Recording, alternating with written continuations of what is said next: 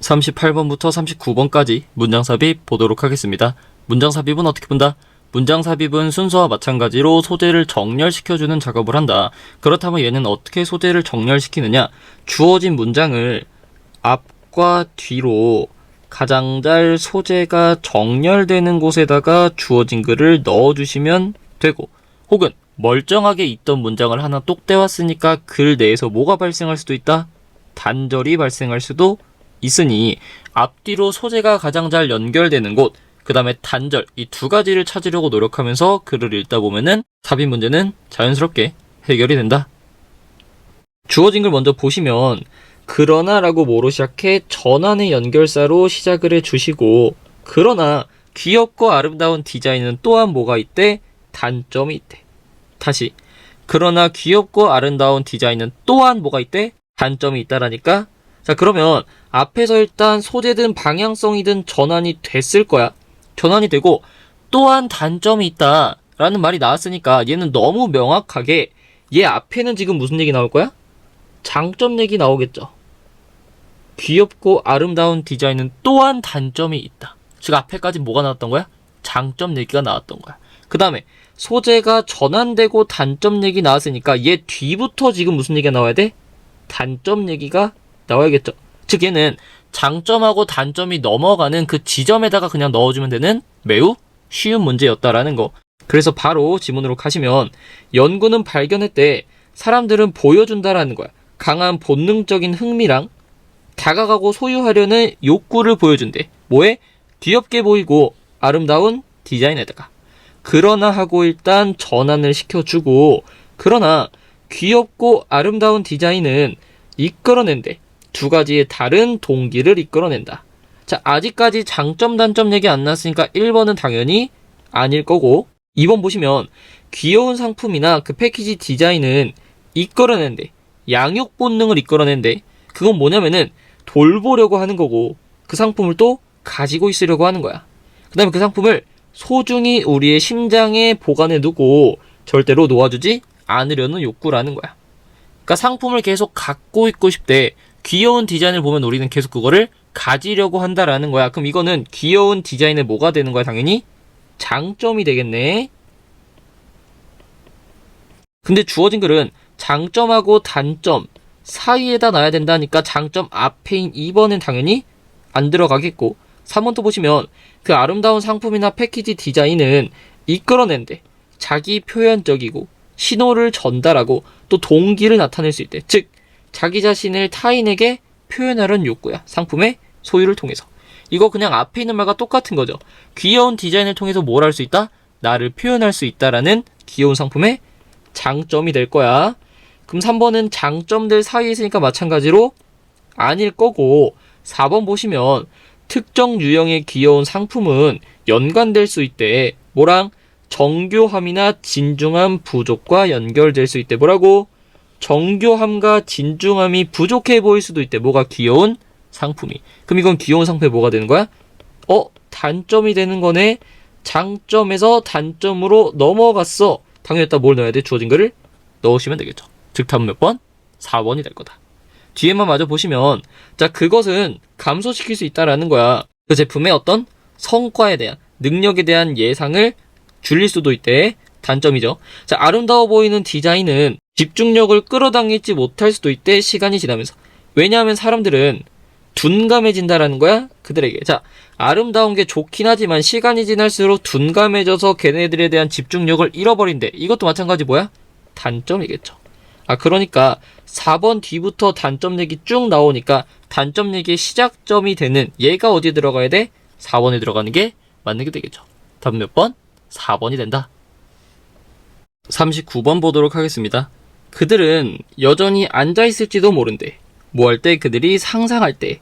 모든 이 앞뒤로 길을 따라 걸어가는 것을. 그러나 그들은 다시 체험하고 있는 거래.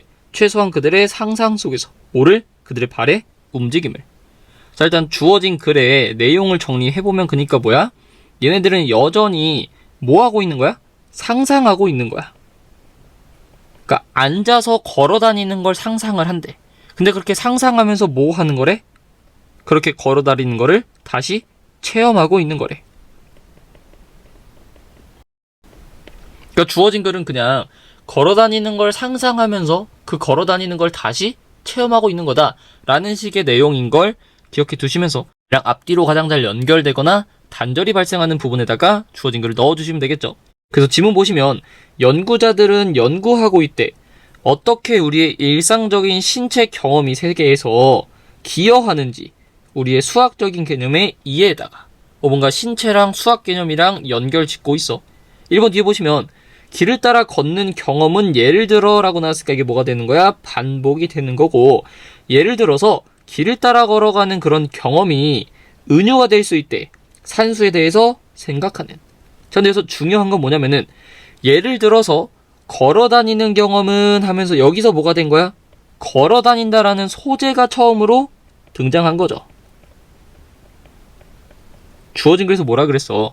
걸어다니는 걸 상상하면서 다시 체험한 다음에 여기서 나온 이 걷기에 대한 소재가 1번에서 처음으로 등장했으니 소재가 등장하기도 전에 주어진 글을 넣을 수는 없었겠죠. 1번 이렇게 지워주시고, 어쨌든 걸어다니는 거랑 수학이랑 뭔가 연결이 된대. 2번 보시면 그 길은 시작한대. 0이라는 지점에서 시작을 해. 그 다음에 아이들이 길을 따라 걷기 시작할 때 모든 걸음은 그들을 1단위만큼 더 멀리 데려간대. 시작 지점보다. 그러면서 아이들은 반발짝만 갈 수도 있고 2발자국을 한 번에 건너뛸 수도 있대. 그러니까 0이라는 지점에서 시작해서 한 걸음씩 멀어지는 거, 이렇게 걸어가는 거랑 뭐랑 연결 짓는다고? 수학이랑 연결 짓는다는 말을 하고 있는 거야. 근데 여기서 주어진 글처럼 상상을 하면서 걸어다니는 걸 다시 체험한다라는 얘기는 했어, 안 했어? 안 했죠. 안 했으니까 2번도 안 들어갈 것 같아. 걸어다니는 거랑 수학 얘기만 하고 있지 뭔가 이걸 다시 머릿속으로 상상하면서 체험한다는 얘기는 안 하고 있어. 3번 보시면 만약에 그들이 상상하길 원한다면 뭐를 상상한대? 5랑 9를 더하는 게 뭘 의미할까? 라는 걸 상상하길 원한다면은 그들은 생각할 수 있대. 첫 번째로 9걸음 걸어가는 거야. 그 다음에 5걸음을 더 걸어가는 걸 상상할 수 있대. 그러니까 5 더하기 9를 상상하려면 9걸음 걸어가고 그 다음에 다시 5걸음 걸어가는 이거를 상상할 수 있다는, 여기서도 계속 무슨 얘기하고 있는 거야? 걸어가는 거랑 수학에 대한 연결관계를 얘기하고 있는 거지, 상상을 통해서 걸어다니는 걸 다시 체험한다 라는 소재랑 또 연결되어 보이지는 않죠. 그러니까 3번도 지워주시고, 4번 보시면 그러나라고 나왔으니까 드디어 뭔가 소재가 전환이 되겠구나 라고 생각을 하시면서 뒤에 보시면 그러나 그것은 또한 도와준대. 그들이 생각하는 거야. 14 빼기 3이 뭘 의미할까? 라는 걸. 왜냐면은 그들은 상상할 수 있다라는 거야. 뒤로 걸어가는 걸. 그러니까 다시 4번 앞에서는 지금 계속 무슨 얘기했어? 더하기를 위해서 앞으로 걸어가는 걸 상상했어. 그러나 그렇게 상상하는 것도 뭘 도와준대? 14 빼기 3이라는 마이너스까지도 도와준다라는 거야. 왜? 어떻게 걸어가면 되니까? 뒤로 걸어가면 되니까. 그러니까 13걸음 앞으로 갔다가 3걸음 다시 뒤로 돌아오면은 이건 뭐가 된다? 빼기가 된다라는 거야. 즉 여기서의 벗이라는 건 어떻게 쓰인 거야? 앞에서는 덧셈, 뒤에서는 뺄셈에 쓰인다라는 어떤 소재의 전환을 보여주긴 했지만 여기서도 계속 무슨 얘기하고 있어? 걸어다니는 거랑 수학의 연결성을 얘기하고 있는 거지. 상상을 통해서 걸어다니는 걸 다시 체험한다 라는 소재 나왔어, 안 나왔어? 안 나왔네. 즉 4번도 뭐해? 지워졌어. 그래서 마지막 5번 보시면 만약에 그들이 눈을 감았다면은 그들은 상상할 수 있을지도 모른대. 뭐를? 길의 모양, 나무의 냄새, 그 다음에 만들어지는 소리야. 언제? 마른 풀 위를 걸어갈 때. 다시 뭐래? 그들은 눈을 감으면 상상할 수 있대. 뭐를? 길의 모양, 나무의 냄새, 마른 풀을 위를 걸었을 때 나는 소리.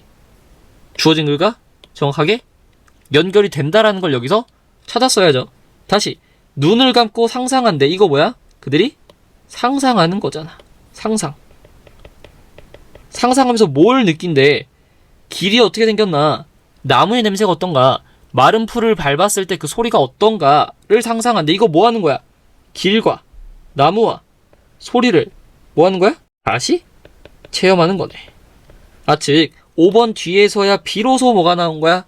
상상을 통해서 이 길을 다시 체험한다. 이런 내용이 나온 거죠. 즉 답은 몇 번이 될 거야? 5번이 되겠구나. 자, 조금 더 면밀히 보시면 주어진 글에서 뭐라 그랬어? 이렇게 앞뒤로 걸어 다니는 거를 상상할 때 우린 여전히 앉아있고 이걸 다시 체험하는 거래. 뭐라고? 이렇게 앞뒤로 걸어 다니는 거를 상상한대. 근데 5번 앞에서 뭐가 나왔냐면은 계속 뭐라 그랬어? 덧셈에 비유하면서 5 더하기 9는 어떻게 한대? 5걸음 앞으로 가고 9걸음 앞으로 가래. 얘 지금 어떻게 걸어가? 앞으로 걸어가잖아. fourth. 그 다음에 벗을 기준으로 뭐라 그랬어? 야, 14 빼기 3도 할 수 있어. 14걸음 앞으로 가고 3걸음 뒤로 오면 돼 라는 어떤 걸음이 나온 거야? back. 뒤로 걷는 게 나왔잖아. 즉, 주어진 글에 말했던 이렇게 앞뒤로 걷는 건 뭐야? 앞으로 걸어가는 덧셈, 뒤로 걸어가는 뺄셈. 이걸 말하는 거겠죠. 그러니까 주어진 글에 있는 this walking back and forth가 정확하게 이 앞에 있는 말들을 받아주고 또 뒤에 나온 이렇게 다시 체험한다 내 발걸음을 이란 소재를 5번 뒤에서 받아주니까 주어진 글을 어디에 들어갈 수밖에 없다? 5번에 들어갈 수밖에 없다. 답은 몇 번? 5번이 된다.